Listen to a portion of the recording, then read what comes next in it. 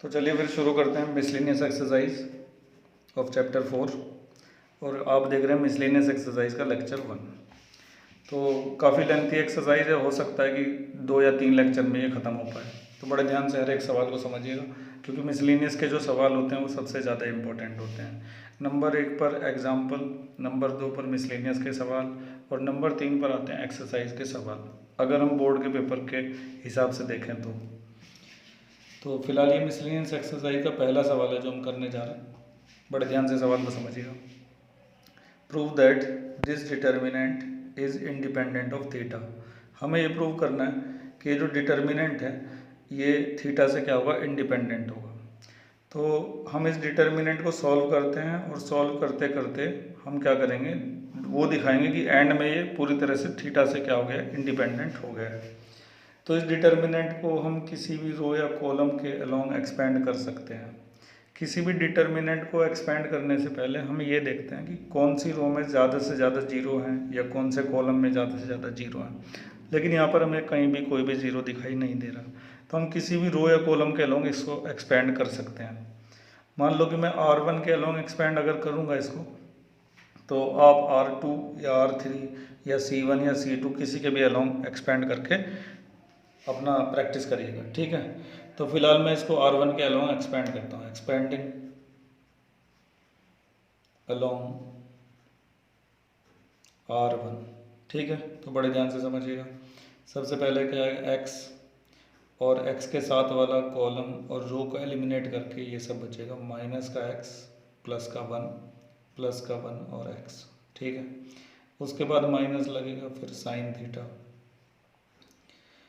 Column और रो को eliminate कर दिया, माइनस का साइन थीटा प्लस का 1 कॉस थीटा और x, ठीक है। फिर प्लस कॉस थीटा, रो और कॉलम को एलिमिनेट करके जो बचा वो माइनस का साइन थीटा माइनस का x कॉस थीटा और 1, ठीक है। इसके बाद सॉल्व कर लेते हैं। x ऐसे x की x में मल्टीप्लाई होगी तो माइनस का x स्क्वायर, 1 की 1 में होगी तो 1 माइनस साइन थीटा। देखिए डिटर्मिनेंट को किस तरह से एक्सपेंड किया जाता है, उसके लिए पिछली एक्सरसाइज सारी पढ़ी होनी बहुत ज़रूरी है, तभी आपको ये करना चाहिए मिसलेनियस एक्सरसाइज को, ठीक है। डायरेक्ट इस पे पहुंचने से कुछ समझ में नहीं आएगा।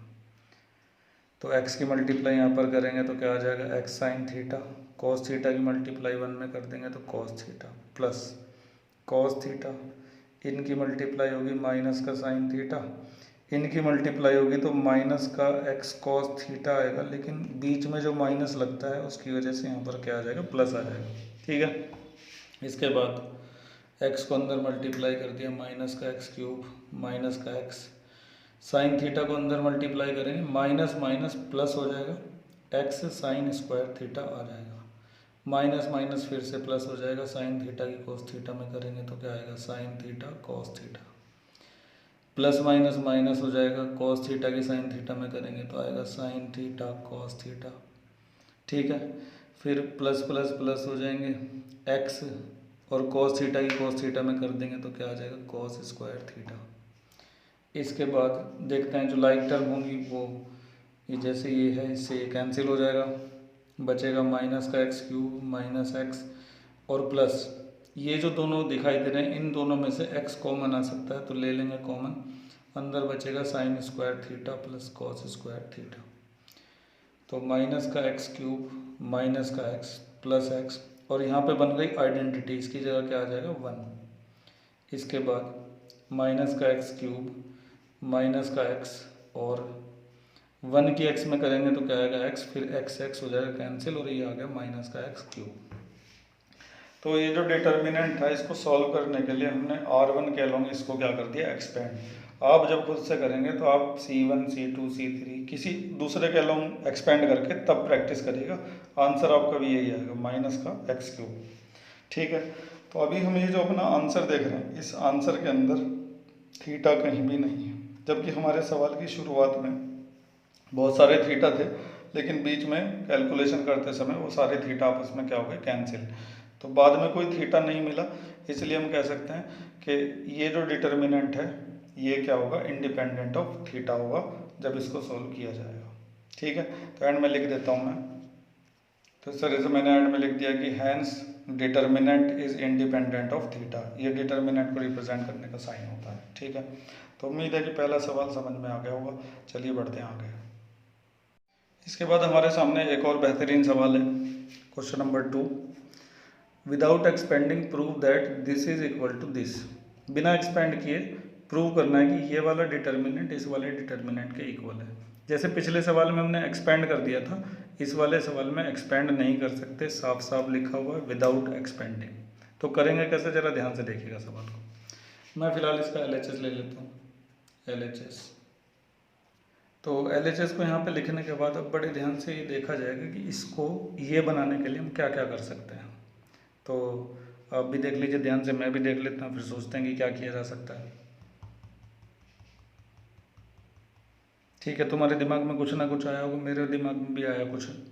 देखो, अगर हम यहाँ पर A के इंटू कर दें और यहाँ पर B के इंटू कर दें और यहाँ पर C के इंटू कर दें तो होगा क्या। यहाँ पे A के इंटू करने से बन जाएगा ABC, यहाँ पे B के इंटू करने से ये बन जाएगा ABC और यहाँ C के इंटू करने से ये बन जाएगा ABC। तीनों के तीनों एक जैसे हो जाएंगे, सेम हो जाएंगे। ठीक है, तो इसका मतलब इस वाली रो में हमें A की इंटू करनी होगी, इसमें B की करनी होगी और इसमें C की करनी पड़ेगी। तो R1 change to AR1, R2 change to BR2 और R3 चेंज टू CR3। इस तरह से करेंगे। डिटर्मिनेंट की 6 प्रॉपर्टी होती हैं, 6 में से एक ये भी प्रॉपर्टी है कि आप किसी भी रो में या किसी भी कॉलम में किसी कांस्टेंट की मल्टीप्लाई कर सकते हैं। लेकिन जब भी हम किसी रो में किसी कांस्टेंट से इंटू करते हैं तो पूरे डिटर्मिनेंट की वैल्यू में उस कांस्टेंट की मल्टीप्लाई हो जाती है। तो अगर हमने A की मल्टीप्लाई यहाँ पर करी है तो पूरे डिटर्मिनेंट की वैल्यू में उसकी मल्टीप्लाई हो जाएगी। उसको बैलेंस बनाने के लिए A से हमें डिवाइड भी करना पड़ेगा। ऐसे ही B से मल्टीप्लाई किया है तो B से डिवाइड भी होगा, C से मल्टीप्लाई किया है तो C से डिवाइड भी होगा। जो बच्चे शुरू से चैप्टर को ध्यान से पढ़ रहे हैं उन्होंने एक्सरसाइज 4.2 में इन चीज़ों को देखा होगा हम कैसे किया करते थे। तो अगर आप A, B और C से 3 अलग अलग रो में मल्टीप्लाई कर रहे हैं तो पूरे डिटर्मिनेंट की वैल्यू में भी इन चीज़ों की मल्टीप्लाई हो जाएगी। बैलेंस को बनाए रखने के लिए उतने से ही हमें डिवाइड भी करना पड़ेगा। तो 1/ABC डिवाइड कर दिया और जो मल्टीप्लाई वाले हैं वो अब दिखाई देंगे। इसमें हमने A की मल्टीप्लाई करी, A² A³ ABC। इसमें हमने B की मल्टीप्लाई करी, B² B³ ABC। इसमें हमने C की मल्टीप्लाई कर दी, C² C³ और ABC। फिर से ध्यान दिलाता हूँ, हमने R1 में A की मल्टीप्लाई करी, R2 में B की मल्टीप्लाई करी, R2 में C की मल्टीप्लाई की। अब मल्टीप्लाई जो कर दी, लेकिन उससे क्या होता है कि डिटर्मिनेंट की वैल्यू अफेक्ट हो जाती है। अगर आप ABC से इंटू कर रहे हैं तो आपको ABC से डिवाइड भी करना पड़ेगा ताकि बैलेंस बना रहे। समझ में आ गया होगा। इसके बाद आगे बढ़ते हैं। अब हम क्या करेंगे कि देखो ABC ABC ABC, अगर हम इसको पूरे को कॉमन निकाल लें, C3 में से ABC को कॉमन निकाल लें, ऐसे निकाल लेते हैं बाहर, तो नीचे ABC से कैंसिल हो जाएगा। अब बचेगा A² B² C²। ठीक है, तो ABC हमने कॉलम 3 में से कॉमन निकाल लिया और मैंने यहाँ पे लिख भी दिया है taking common ABC from C3। तो जब यहाँ से ABC कॉमन निकल जाएगा तो सब जगह पर क्या बचेंगे, 1 बचेंगे। ठीक है, इसके बाद अब अगर हम इसको देखें ध्यान से, पहले मैं इसको कैंसिल कर देता हूँ। अब अगर हम इसको ध्यान से देखें तो ये इससे मैच तो कर रहा है, लेकिन थोड़ी सी चेंज है। जैसे कि कॉलम्स की बात की जाए तो ये वाला जो कॉलम है A² B² C² अलग, वो वहाँ पे मिडिल में है, हमारा वाला सबसे आगे है। तो हम इस कॉलम को मिडिल में ले जाएंगे और ये वाला कॉलम इसकी जगह आएगा और फिर ये वाला जो है ये फर्स्ट जगह पर आएगा। मतलब कॉलम्स को आपस में हमें क्या करना पड़ेगा, इंटरचेंज करना पड़ेगा। तो बड़े ध्यान से देखिएगा कॉलम्स को आपस में इंटरचेंज कैसे किया जाएगा। तो जो ऑपरेशन हम लगाने जा रहे हैं वो मैंने वहाँ पे साइड में लिख दिया है, आपको दिखाई दे रहा होगा। C1 इंटरचेंज विद C2 और C1 इंटरचेंज विद C3। तो देखिए ये होगा कैसे। ऐसा बनाने के लिए हमें क्या करना पड़ेगा, इसको यहाँ पर ले जाना पड़ेगा, इसको यहाँ पर ले जाना पड़ेगा। तो ऐसे केस में C1 C2 आपस में क्या होंगे, इंटरचेंज होंगे। तो वो लिख दिया। अब जब A³ यहाँ आ जाएगा, लेकिन हमारे आंसर में A³ लास्ट में है, तो इस A³ को यहाँ पर पहुँचाने के लिए C3 की जगह एक बार हमें C1 और C3 को भी आपस में क्या करना पड़ेगा, इंटरचेंज। तो यहाँ पे दो इंटरचेंज हो रहे हैं, एक बार तो C1 C2 का और एक बार C1 C3 का। आप इन दोनों को एक ही स्टेप में भी कर सकते हैं और अलग अलग स्टेप में भी कर सकते हैं। एक और बात जो यहाँ पर ध्यान देने वाली है, जब भी हम दो कॉलम को या दो रो को आपस में इंटरचेंज करते हैं तो उससे डिटर्मिनेंट का साइन बदल जाता है। तो जब इन दोनों में चेंज आएगा तो बाहर क्या आ जाएगा, माइनस। C1 C2 जब आपस में बदलेंगे तो बाहर माइनस आ जाएगा, लेकिन C1 और C3 जब आपस में बदलेंगे एक और माइनस आएगा और कुल मिला के यहाँ पर क्या बन जाएगा, प्लस। ठीक है, तो जो बदलाव हुए हैं कुल मिला के अब फाइनली मैं यहाँ पे लिखने वाला हूँ A3 B3 पहले यहाँ गया, फिर यहाँ से वो वहाँ गया। ठीक है, हो सकता है कुछ बच्चे इस चीज़ को समझ ना पाए, तो मैं एक एक करके ही इनको चेंज कर देता हूँ। ये फिलहाल हटा देता हूँ। ठीक है, C1 इंटरचेंज विद C2, तो यहाँ पर आ गया माइनस। ठीक है, तो ये इधर आ जाएगा, ये वहाँ पे चला जाएगा, A3 B3 C3। तो हमने इन दोनों कॉलम को आपस में इंटरचेंज किया तो उससे क्या होगा, डिटर्मिनेंट का साइन बदल गया। ठीक है, अब ये वाला कॉलम उसके साथ इंटरचेंज होगा, C1 इंटरचेंज विद C3, तो फिर से एक माइनस आएगा जो इसको क्या कर देगा, प्लस बना देगा। ठीक है, और वो कॉलम यहाँ आ जाएगा, ये लास्ट में चला जाएगा 1 1 1। तो C1 के और C3 के आपस में बदलने के बाद ये वाली सिचुएशन आ गई है। ठीक है, तो एक बार तो यहाँ पे साइन चेंज हुआ था, माइनस आया था, फिर C1 C3 जब चेंज हुआ फिर माइनस आया, तो कुल मिला के बन गया प्लस। अब ये जो डिटर्मिनेंट हमारे पास आया है ये RHS के क्या है, इक्वल। इसका मतलब हमने अपने सवाल को प्रूव कर दिया है, इक्वल टू RHS। ठीक है, एक बार फिर से समझते हैं पूरे सवाल को। अच्छा सवाल था काफ़ी। हमें ये प्रूव करना था कि ये डिटर्मिनेंट इसके इक्वल है, लेकिन बिना एक्सपेंड किए। यहाँ पे लिखा हुआ था विदाउट एक्सपेंडिंग। तो ऐसा करने के लिए हमने क्या किया, सबसे पहले यहाँ पे देखा कि अगर इसमें A की मल्टीप्लाई कर दें, इसमें B की कर दें, इसमें C की, तो यहाँ पे सब जगह ABC बन जाएगा। तो हमने वैसा ही किया, R1 में A की इंटू करी, R2 में B की और R3 में कर दी C की। मल्टीप्लाई करने के बाद ABC बन गया, जिसको हमने बाद में कॉमन निकाल लिया था। लेकिन इस बीच एक बात हमें जो याद रखनी थी वो ये थी कि जितने से भी आप मल्टीप्लाई करेंगे उतने से डिवाइड भी आपको करना पड़ेगा, ताकि डिटर्मिनेंट की वैल्यू पर कोई फ़र्क ना पड़े। ठीक है, तो उतने से ही हमने डिवाइड भी कर दिया था। फिर हमने ABC यहाँ से कॉमन निकाल लिया, यहाँ पे रह गए 1 1 1। ठीक है, अब हमें ये दिखाई दे रहा था कि ये उसके जैसा बन तो चुका है, लेकिन कुछ कॉलम्स को आपस में क्या करना पड़ेगा, इंटरचेंज। तो इंटरचेंज करते समय साइन चेंज हुआ दो बार, एक बार माइनस आया फिर एक बार माइनस आया, तो उससे ही क्या बन गया, प्लस। और ये हमारा जो आंसर है उससे मैच कर गया। तो उम्मीद है कि आप इस वाले सवाल को भी अच्छी तरह से समझ गए होंगे। आपके जो भी डाउट्स होते हैं मुझे कमेंट्स में ज़रूर लिखा करें या फिर व्हाट्सएप मैसेज किया करें। ठीक है, आगे बढ़ते हैं। चलिए घर, अब हमारे सामने है मिसलिनियस एक्सरसाइज का तीसरा सवाल। साफ साफ लिखा हुआ है, evaluate this determinant. Evaluate this determinant, इस डिटर्मिनेंट को इवेल्युएट करना है।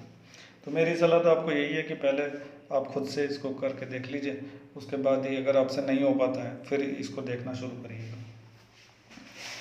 और फिर भी अगर देखना चाहते हैं तो देख लीजिए, कोई बात नहीं। तो अगर हम इस डिटर्मिनेंट को इवेल्युएट करना चाहते हैं तो पहले तो हम ये देखेंगे कि क्या कोई प्रॉपर्टी लगा के आसानी से हो पा रहा है। अगर कोई प्रॉपर्टी लगा के ये आसानी से नहीं हो पा रहा होगा तो हम इसको सीधे ही एक्सपेंड कर देंगे। अभी अभी हमने जो क्वेश्चन 2 किया था उसमें लिखा हुआ था विदाउट एक्सपेंडिंग। मैं आपको दिखा देता हूँ, ये देखिए यहाँ पे लिखा हुआ था विदाउट एक्सपेंडिंग, यानी कि एक्सपेंड नहीं कर सकते। लेकिन अब जो सवाल हम कर रहे हैं इसमें कहीं भी वो शब्द नहीं लिखा हुआ विदाउट एक्सपेंडिंग। इसका मतलब हम एक्सपेंड कर सकते हैं। अगर हमें कोई रास्ता नहीं मिल रहा, कोई प्रॉपर्टी समझ में नहीं आ रही, तो हम डिटर्मिनेंट को सीधा एक्सपेंड कर सकते हैं। तो अब हमें ये देखना है कि हम एक्सपेंड कौन सी रो के अलोंग करें। तो हमारी कोशिश ये रहती है कि हम उसी रो या कॉलम के अलोंग एक्सपेंड करें जिसमें ज़्यादा से ज़्यादा जीरो हो। अब ये वाली रो अगर आप देख रहे हो ध्यान से तो इसमें एक ज़ीरो है। ये कॉलम अगर आप देख रहे हैं तो इसमें भी एक ज़ीरो है। तो चाहो तो इस रो के अलोंग एक्सपेंड कर दो, चाहो तो इस कॉलम के अलोंग एक्सपेंड कर दो।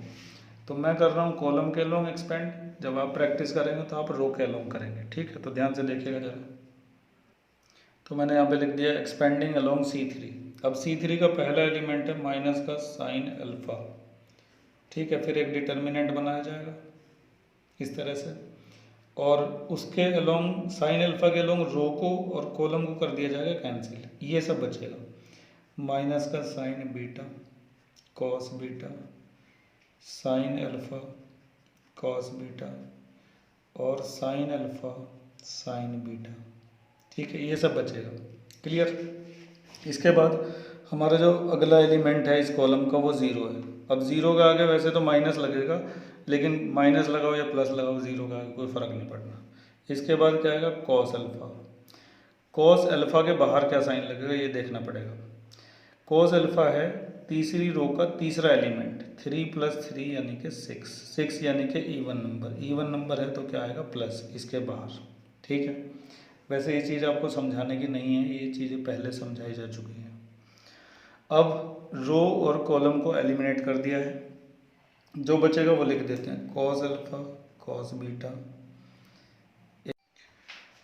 तो कॉस अल्फ़ा कॉस बीटा के बाद इसके बाद ये आएगा, क्योंकि हमने इस रो को और इस कॉलम को एलिमिनेट किया है तो ये आएगा कॉस अल्फ़ा साइन बीटा, ठीक है, और माइनस का साइन बीटा और कॉस बीटा, ठीक है। ये सब लिखने के बाद आगे बढ़ते हैं। माइनस का sign alpha as it is रहेगा, इसकी मल्टीप्लाई इसमें करेंगे तो साइन अल्फ़ा माइनस का और साइन बीटा की साइन बीटा में होकर आ जाएगा साइन स्क्वायर बीटा, फिर बीच में माइनस आएगा, फिर इन दोनों की मल्टीप्लाई तो साइन अल्फ़ा और कॉस बीटा की कॉस बीटा में होकर आ जाएगा कॉस स्क्वायर बीटा। क्लियर।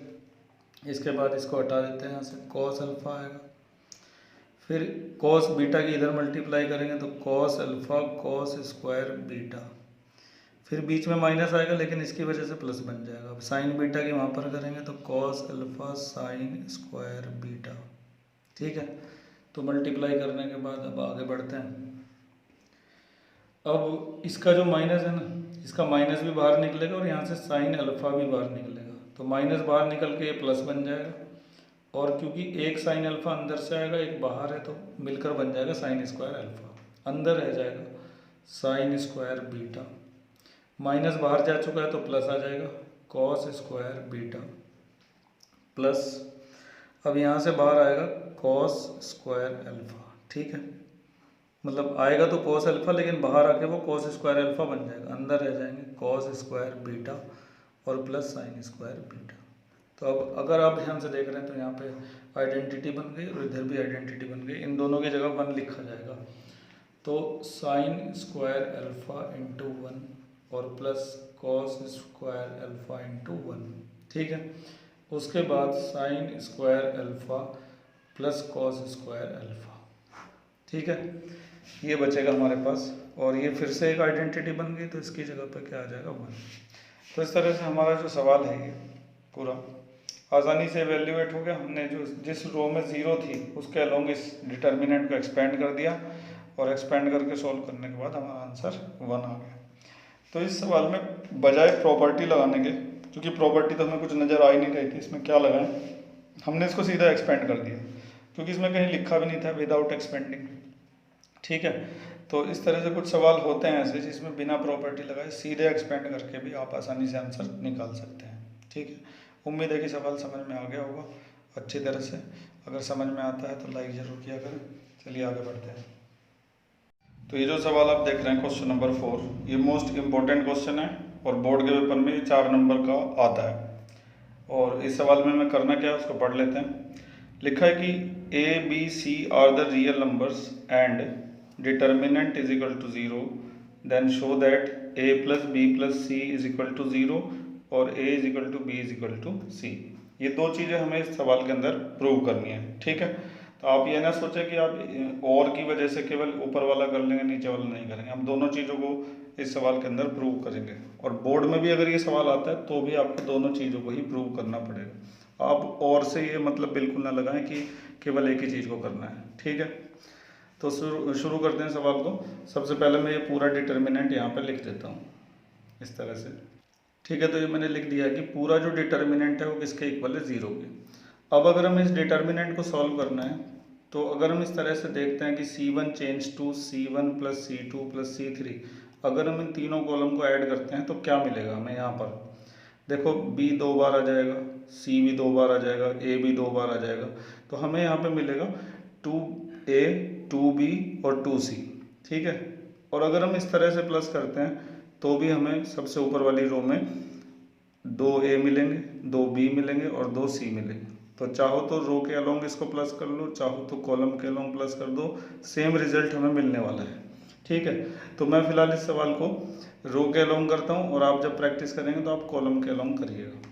तो मैं R1 को चेंज कर रहा हूँ इस तरह से, R1 plus R2 plus R3 से, ठीक है।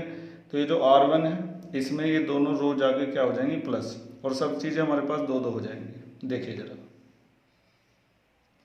तो इस तरह से R1 को चेंज कर दिया है, R1 plus R2 plus R3। तो ऊपर देखिए हमें सब चीज़ें सेम मिल रही है। अब हम क्या करेंगे ना, इनके अंदर का 2 कॉमन निकाल लेंगे तो अंदर रह जाएगा a प्लस बी प्लस सी, ठीक है। वो काम मैं यहाँ पे कर देता हूँ, ध्यान से देखिएगा। तो मैंने इन सब का जो 2 है उसको कॉमन निकाल दिया इस तरह से। अब R1 में से ये जो पूरा है ना ऊपर से कॉमन निकाल लिया जाएगा बाहर यहाँ पे, और यहाँ पे 1 बच जाएगा, इधर भी 1 बच जाएगा और इधर भी 1 बच जाएगा। ये काम हम अगले पेज पर करते हैं। उससे पहले समझ लेते हैं कि इस पेज पर क्या किया है। इस पेज पर हमने तीनों रो को प्लस किया तो ये रिजल्ट मिला, फिर इनके अंदर से हमने 2 कॉमन निकाल लिया है। अब इस पूरी जो रो में से 2a प्लस बी प्लस सी है उसको हम कॉमन निकालने जा रहे हैं। ये काम हम करें अगले पेज पर, ध्यान से देखिएगा ज़रा। तो मैंने इस तरह से उसको अगले पेज पर लिख दिया है कि ये, और फिर इसके अंदर से हमने 2a plus B plus C को कॉमन निकाल लिया है और इन तीनों की जगह बचेगा 1, ठीक है। और यहाँ पे लिख भी दिया है taking common 2a plus B plus C from R1, ठीक है। इसके बाद जैसे ही हमें 3 1 दिखाई देते हैं किसी भी रो में या किसी भी कॉलम में, ज़्यादातर केसेस में हमें ऐसे 1 दिखाई दिए हैं, तो हम क्या करते हैं 2 0 बनाने की कोशिश करते हैं। 2 0 बनाने के लिए ये जो C1 है इसमें से C3 माइनस कर दिया जाएगा और C2 में से भी C3 को क्या कर दिया जाएगा माइनस।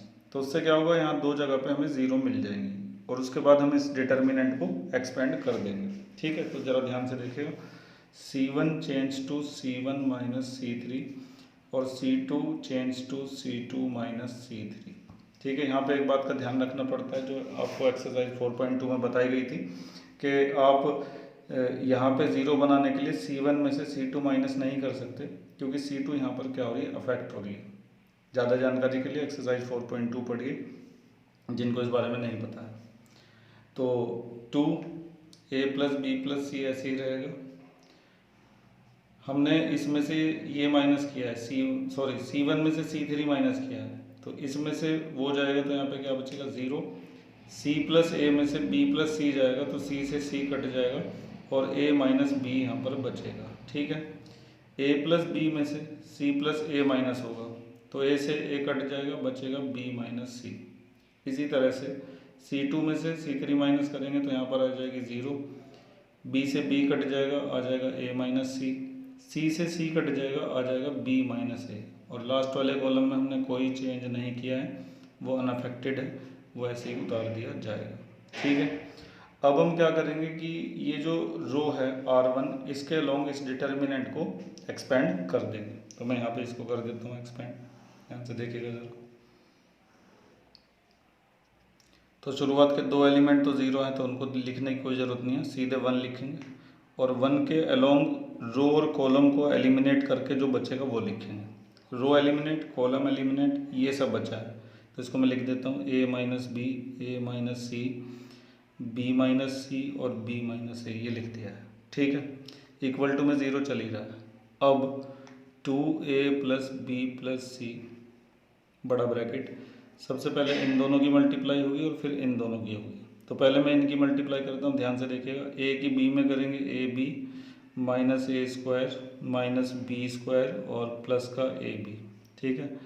इन दोनों की मल्टीप्लाई के बाद माइनस लगेगा। अब इन दोनों की मल्टीप्लाई होगी तो b की उन दोनों में करेंगे अगर तो A B minus B C, और फिर माइनस सी की करेंगे उन दोनों में तो माइनस का ए सी और प्लस का सी स्क्वायर, और इक्वल टू में 0 चल ही रहा है, ठीक है।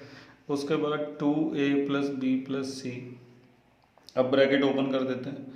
ए B minus A square minus B square plus A B minus A B plus B C plus A C और माइनस का सी स्क्वायर, क्योंकि बाहर माइनस था इसलिए अंदर के साइन चेंज हो गए, इक्वल टू में चल रहा है 0।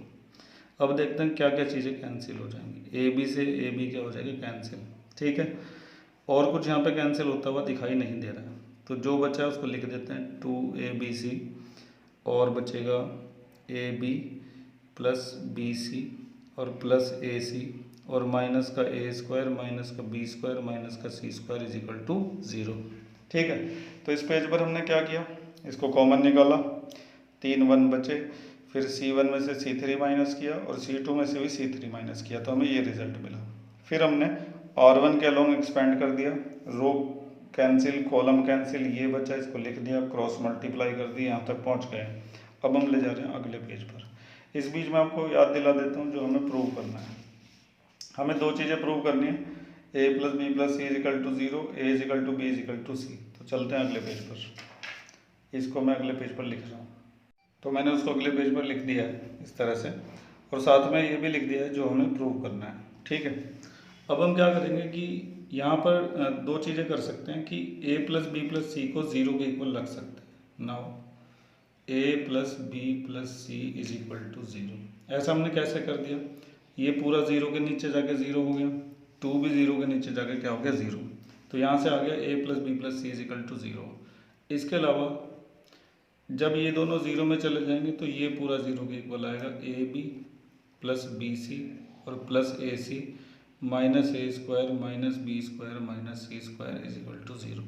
एक और चीज़ है, ये जो 2 है ना, मैं इसको 0 में भेजने के बजाय यहाँ पे इसके साथ में लगा देता हूँ, क्योंकि मुझे ऐसा पता है कि आगे इसकी ज़रूरत पड़ने वाली है इस 2 की, तो इसको मैंने यहाँ पे रख दिया। तो इस स्टेप के बाद हम 2 स्टेप कर सकते हैं, या तो इसको 0 के इक्वल रख दें, या फिर जो बचा हुआ है उसको 0 के इक्वल रख दें। ठीक है, वैसे यहाँ पर 3 चीज़ें हैं, 1 2 और 3। 3 में से आप इन 2 को ही 0 के इक्वल रख सकते हैं, अकेले 2 को आप 0 के इक्वल नहीं रख सकते, क्योंकि 2 कभी 0 के इक्वल नहीं हो सकता। 2 2 है, 0 0 है। ठीक है, तो हमने यहाँ पे 2 चीज़ें की हैं, एक तो a plus B plus C को 0 के इक्वल रख दिया, और दूसरा इन दोनों को मिलाकर 0 के इक्वल रख दिया। ठीक है, कोई दिक्कत, चलिए खैर। तो ये वाला जो पार्ट है ये तो हमारा प्रूव हो गया है हाथों हाथ, ऊपर वाला पार्ट। तो ये जो नीचे वाला पार्ट है ये इस चीज़ से आएगा, इसको ध्यान से समझने की कोशिश करिए। सबसे पहले इस 2 को अंदर मल्टीप्लाई कर देते हैं, इसी को मैं आगे बढ़ा रहा हूँ। 2AB 2BC और 2AC minus 2A² minus 2B² और minus 2C² is equal to 0।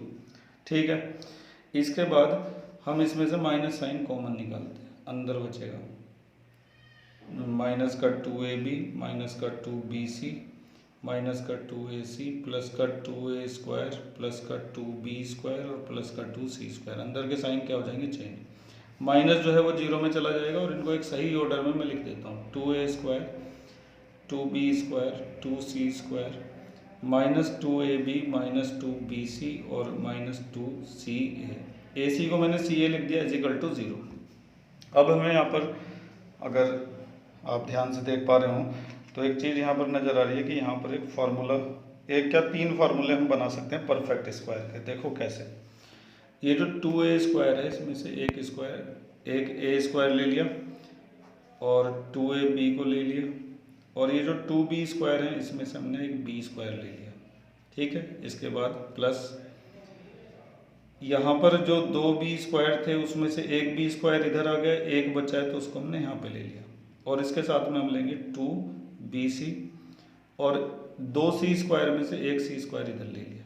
अब आगे 2A² बचे हुए थे, सॉरी 2A² थे, एक इस्तेमाल हो चुका है, एक अभी भी बचा हुआ है। 2C² थे, एक यूज़ हो चुका है, एक अभी भी बचा हुआ है। तो वो जो बचा हुआ C² वो यहाँ पे ले लिया, साथ में माइनस का 2CA लिया है, और जो A² बचा था यहाँ पे वो ले लिया। ठीक है, इज इक्वल टू 0। और सारी चीज़ें हमने यहाँ पे यूज़ कर भी लिया, कुछ भी बचा हुआ नहीं है। तो इस तरह से जो था हमारे पास, इससे हमने 3 परफेक्ट स्क्वायर के फार्मूले बना दिए। देखो A² minus 2AB plus B², तो किसका फार्मूला बनेगा, A माइनस बी का होल स्क्वायर, ये बनेगा B माइनस सी का होल स्क्वायर, और ये बनेगा C माइनस A का होल स्क्वायर। तो इस तरह से मैंने यहाँ पे लिख दिया कि जो 3 परफेक्ट स्क्वायर बने हुए हैं। इसके बाद अब ये जो पूरा है ना, ये 0 के इक्वल है। ये पूरा 0 के इक्वल तभी हो सकता है जब ये भी 0 होगा, ये भी 0 होगा और ये भी 0 होगा। आप इसको ऐसे समझ सकते हैं, मान लो कि ये 0 नहीं है, ये कुछ और है, मान लो कि ये -2 है इसके अंदर वाला, तो -2 का स्क्वायर क्या हो जाएगा +2, ठीक है। और ये दोनों 0 हो गए, तो क्या हमें राइट साइड में 0 मिल पाएगी? नहीं मिल पाएगी, हमें 2 मिलेगा। देखिए ये जो इक्वेशन है इसके ट्रू होने के लिए इन तीनों को 0 होना जरूरी है। ऐसे लिखेंगे, it is possible only when a minus B का whole square equal to 0, b minus C का whole square is equal to 0 और c माइनस ए का whole square is equal to 0। ये पूरा इनका सम, तीन परफेक्ट स्क्वायर का सम 0 के इक्वल तभी हो सकता है जब तीनों परफेक्ट स्क्वायर 0 हो जाएं। तो मैंने ऐसे लिख दिया है। इसके बाद हम क्या करेंगे, इसको स्क्वायर दोनों तरफ का अंडर रूट लेंगे तो क्या हो जाएगा, a minus B is equal to 0, b minus C is equal to 0 और c minus A is equal to 0। b उधर चला जाएगा राइट साइड में, तो a is equal to b, यहाँ से b is equal to c और वहाँ से c is equal to a। अब अगर इसको देखा जाए तो तीनों आपस में इक्वल है, a b के इक्वल है, b c के इक्वल है और c a के इक्वल है। तो इसके बाद हम ये लिख सकते हैं a is equal to b is equal to c। तो जो हमें दूसरी चीज़ जो प्रूव करनी थी वो भी हमने इजीली कर दी। तो यहाँ पे कुछ चीज़ें समझने वाली हैं, एक बार फिर से देखते हैं। ये जो पूरा आया था हमारे पास डिटर्मिनेंट को सॉल्व करके, इसके एक हिस्से को हमने 0 के इक्वल रखा और हमारा प्रूफ जो था वो आ गया। फिर बचा हुआ जो पार्ट है उसको भी हमने 0 के इक्वल रख दिया, क्योंकि ये पूरा ही 0 के इक्वल था, ठीक है। इसके बाद अगला प्रूव करने के लिए हमने ये वाला पार्ट ले लिया, ठीक है। उसके बाद हमने इसमें 2 के अंदर मल्टीप्लाई भी कर दी थी, फिर हमने इसका माइनस कॉमन निकाल लिया। फिर जो चीज़ें बची हमने देखा कि इनसे हम परफेक्ट स्क्वायर बना सकते हैं 3, तो पहले उनको अरेंज किया, फिर 3 परफेक्ट स्क्वायर बनाए जो कि 0 के इक्वल आ रहे थे, उनका सम 0 के इक्वल आ रहा था। 3 परफेक्ट स्क्वायर का सम 0 के इक्वल तभी आ सकता है जब वो तीनों 0 होंगे, बस एक ही कंडीशन में, इसके अलावा और कोई कंडीशन नहीं है। आप चाहें तो इसके ऊपर एक एक्सपेरिमेंट कर सकते हैं। इसके बाद हमने लिखा it is possible only when, जब ये तीनों क्या होंगे, 0 होंगे, ये भी 0 होगा, ये भी 0 होगा, ये भी 0 होगा, ठीक है। फिर हमने अंडर रूट ले लिया दोनों साइड का, ये आ गया। आसानी से हमने प्रूव कर दिया a b के इक्वल है, b c के इक्वल है और c a के इक्वल है, तीनों इसका मतलब आपस में इक्वल है। तो इस तरह से सेकंड प्रूफ भी हो गया। तो ये काफ़ी अच्छा सवाल था 4 नंबर के लिए और आसानी से हमने कर दिया है। उम्मीद है कि सवाल आपकी समझ में आ भी गया होगा। मैं आपको एक बार फिर से सवाल को पूरे को रिवाइज करवा देता हूँ। ये सवाल था कि ये पूरा डिटर्मिनेंट 0 के इक्वल है तो ये प्रूव करो, ठीक है। तो हमने सबसे पहले क्या करा, R1 R2 R3 को प्लस कर दिया, ये मिला, कॉमन निकाल लिया अगले पेज पर, और ध्यान से देखते रहिए, ठीक है। कॉमन निकालने के बाद अंदर ये रह गया इज इक्वल टू 0। फिर हमने 2 0 बनाने के लिए C1 में से C3 माइनस करो और C2 में से भी C3 माइनस करो, 2 0 बन गई। फिर हमने R1 के अलोंग क्या कर दिया, एक्सपेंड, एंड में जाके हमें ये मिला। और फिर ये आपने अभी अभी देखा ही है कि इसके आगे किस तरीके से हुआ है। तो ये काफ़ी अच्छा सवाल था, बड़े अच्छे से इसकी प्रैक्टिस कर लीजिएगा, ठीक है। उम्मीद है कि सवाल आपकी समझ में आ गया होगा। चलिए बढ़ते हैं आगे। चलिए घर, इसके बाद हमारे सामने एक आसान सवाल है, क्वेश्चन नंबर 5। लिखा कि सॉल्व द इक्वेशन। ये जो इक्वेशन है ना, इसको सॉल्व करो। तो किसी भी इक्वेशन को सॉल्व करने का मतलब होता है उसमें जो वेरिएबल मौजूद है उसकी वैल्यू निकालना, ठीक है। तो ये एक डिटर्मिनेंट है, डिटर्मिनेंट को सॉल्व करना हमें बड़े अच्छे तरह से आता है। हम चैप्टर करीब करीब ख़त्म ही करने वाले हैं और पूरे चैप्टर में हम डिटर्मिनेंट को सॉल्व करना ही सीखते रहे। तो अगर हम इन तीनों को इस तरह से प्लस कर दें तो सेम रिजल्ट मिल रहा है हमें, 3x मिलेंगे और प्लस a मिलेगा। 3x प्लस a मिल जाएगा यहाँ पे, यहाँ भी 3x प्लस a मिल जाएगा और यहाँ भी 3x प्लस a मिल जाएगा। तीनों चीज़ें सेम आ जाएंगी। फिर कॉमन निकाल लेंगे, 3 1 मिलेंगे, ठीक है। तो मैं इसको कर देता हूँ फटाफट। तो इस तरह से मैंने ये कर दिया है कि C1 change to C1 plus C2 plus C3। जब इन तीनों को प्लस किया जाएगा तो हमें ये मिलेगा, तीनों जगह पे सेम चीज़ें मिल रही हैं। फिर हमने उसको क्या करा, कॉमन निकाल लिया, taking common 3x plus a from C1। तो ये जो कॉमन निकाल के ना यहाँ पे लिखना था, जो मैंने नहीं लिखा था अब लिख दिया है, ठीक है। तो इन तीनों जगह पर 1 रह जाएगा। उसके बाद इसमें से इसको माइनस किया, मतलब उसके बाद हमने क्या किया था कि ये जो R1 है इसमें से R3 को माइनस किया था, तो 1 में से 1 गया तो ज़ीरो आ गया, एक्स में से एक्स गया तो ज़ीरो आ गया, और एक्स में से एक्स प्लस ए माइनस होगा तो एक्स से एक्स तो कट जाएगा, लेकिन यहाँ पे माइनस का ए आएगा। इसी तरह से जब R2 में से R3 माइनस होगा तो ये चीज़ें हमारे पास आएंगी।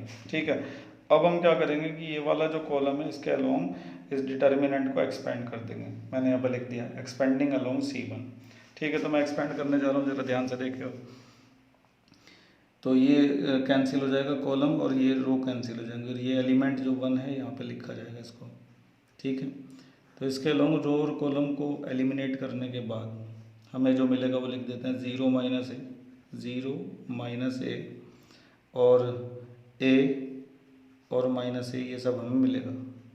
और बाहर ये भी चल रहा है, इसको मैं बार बार भूल जाता हूँ, 3x प्लस ए भी लिखना ज़रूरी है बाहर, तो इंटू 3x प्लस ए।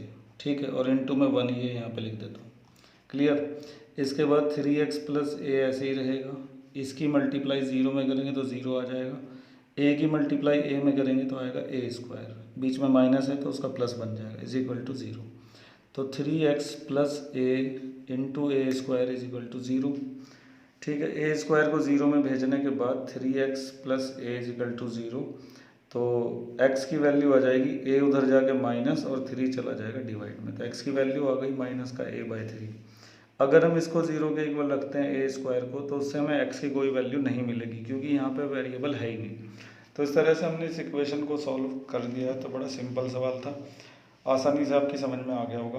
पहले हमने प्लस किया, फिर कॉमन निकाला, 3 1 बचे, फिर हर बार की तरह से 2 0 बना के हमने एक्सपेंड कर दिया और हमें आंसर मिल गया। तो आज हमने मिसलेनियस एक्सरसाइज के 5 सवाल किए। आप आगे के सवालों की भी प्रैक्टिस करिएगा, और अगली वीडियो जब मैं अपलोड करूँगा तो आप उससे उन सवालों को मैच कर लीजिएगा। ठीक है, फिलहाल आज के लिए इतना ही। Thank you.